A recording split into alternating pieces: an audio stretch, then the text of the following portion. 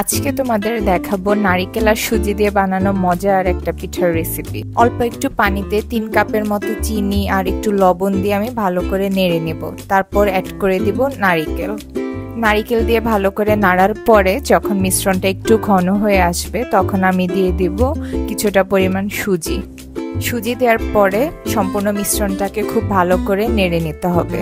এটাকে নাড়তে নাড়তে আটার মতো কনসিস্টেন্সিতে নিয়ে আসতে হবে। এটাই হবে আমাদের পিঠার ডো। এরকম কনসিস্টেন্সি আসার পরে আমি পিঠাগুলোকে শেপ দেওয়া শুরু করব। আপনারা আপনাদের মন মতো শেপ দিতে পারেন। আমি একটু বাহারি ডিজাইনের শেপ দেওয়ার চেষ্টা করেছি। বাহারি ডিজাইনের এই পিঠাগুলো দেখতে কিন্তু খুবই সুন্দর লাগে।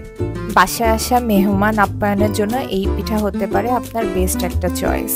এবার শেপ দেওয়া পিঠাগুলোকে ডুবো তেলে মচমচে করে ভেজে নিলেই তৈরি হয়ে যাবে আমাদের মজাদার নারিকেল সুজির পিঠা।